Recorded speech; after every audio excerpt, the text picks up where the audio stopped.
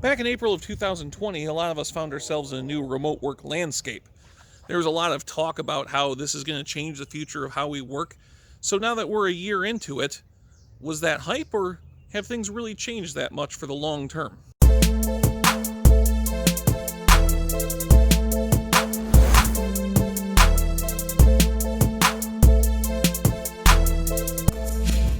Hello, Dan Trudeau here. I'm the VP and Executive Recruiter at PRA USA. And today I'm here to talk to you a bit about remote work and where the trend stands in 2021.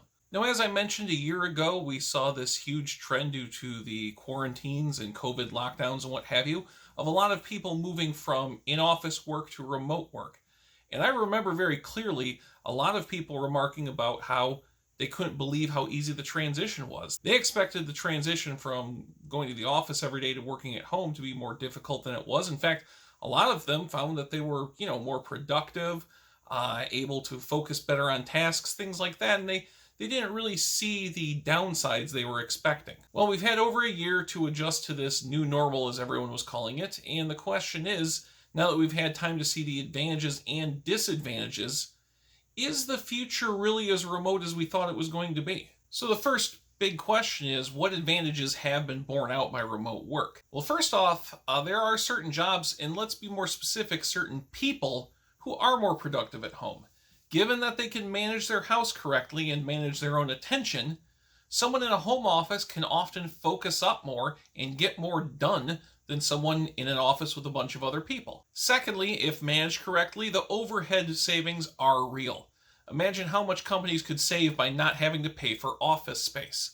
Because most of us now have broadband internet that makes things very accessible to us, you can effectively do this from home, and you have the tools you need in front of you to get the job done, and those tools cost much less than per square foot office space. Another thing that's great if you can make it work is that geographically it opens things up both for the employers and the people. You're no longer limited to just hiring people from your immediate area or only just looking for jobs in your immediate area. If you've got a job that can be 100% remote, you can live on the East Coast and work on for a company on the West Coast, no problem. Finally, over the last year, the tools available to us have continued to improve, be refined, etc., to the point where they're getting more and more effective to use, which makes remote work more and more possible. Now, that said, some real hurdles remain that keep things from going 100% remote in a lot of cases. While the infrastructure is there for most people to do remote work, many companies have yet to shift their policies in a meaningful way to make remote work effective. The way they're organized, the way they do things, they're still very much thinking in the office type mindset.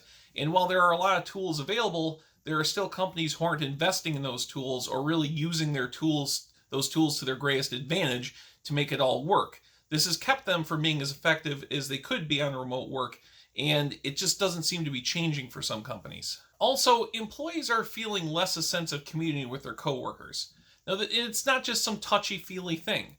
When you're in the office with people, collaboration's easier. Throwing off ideas off each other or coming up with common solutions is easier because everyone's just right there. If you're using the tools that are in front of you, especially say video meeting software, things like that, you can make these things happen, but it's not as easy as it is when you're actually in the same space together. There's still sort of like a barrier that you have to get past. And speaking of which, by the way, it's a great time to mention my partner Jim Petiprin made a great video early on during the whole remote work thing about how to keep your team knit together, how to keep collaboration going, how to keep that team spirit alive while working remotely. He has decades of experience in this, and you should definitely check that video out. One of the biggest question marks, the biggest hurdles people haven't gotten past, is how to hire and onboard new employees. Just think back to when you started working at your new position. You were elbow to elbow with the experienced people who knew how to do it. You were there working together. You were seeing it happen. Again, there are ways to set this up and everything, but it's just not the same. And a lot of companies haven't figured out to recreate that for new employees in the virtual world. In a lot of cases, the smaller companies are able to do this better, both this and the overall team building period, because, smaller team, easier to get your hands around it, versus large companies where they have to have these policies that cover everybody. And finally, we've also figured out that there are a lot of jobs that, even though, on paper it looks like they could work virtually, don't work virtually 100% of the time. If you think about jobs, say like a software engineer, Okay, you can write code from home and everything like that. You should be able to do it just fine. Except software development is a collaborative process.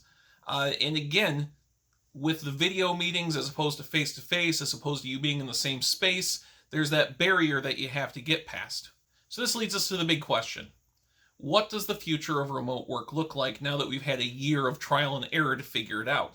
And the truth is, like mentioned before, it's a bit of a mixed bag. There were certain positions we thought of that could be 100% remote, that maybe the shift was permanent. What we found out is that you can't do the job as effectively 100% from a home office. And a lot of those positions may become more of a hybrid where you work from home 2 or 3 days, go in the office a couple days, do the things that you need to do face to face, have those meetings, that team building, or just get together several jobs where you just have to be physically present to do it. So when you have to do that, you'll be in the office. When you don't, you'll be at home. And that's a kind of mix that a lot of people, a lot of professionals are looking for now, because people have found out that they enjoy working from home. So while there are jobs that are 100% remote, like a lot of technical support, maybe phone support jobs, things like that, it turned out those work really good from home. A lot of the more advanced collaborative type work is going to be a mix of remote and on-site work. Now, companies really have to figure out what mix makes sense for the job, really open themselves up to figure out what can be done remote, what has to come to the office. And again, like I mentioned, a lot of people are looking for a blend like that. And companies that are just going to put everything back on site because they really weren't ready or haven't adopted their methods or anything like that are going to find themselves at a severe disadvantage. The best people out there are going to want that mix. The numbers show us this. So if you can offer it, you need to offer it. So the future of remote work is that there will in fact be more remote work. It will be more of a mix for some people than it ever has been before. But maybe it's not the turn everything on its head revolution that we thought it was back in 2020. So thanks for watching the video, and make sure you like, share, and most of all, subscribe to the PRA USA YouTube channel. We've got 30 plus years of experience in the tech recruiting field, and this channel is your opportunity to use that experience to get the career that you deserve. So again, like, share, subscribe, and we'll see you again soon.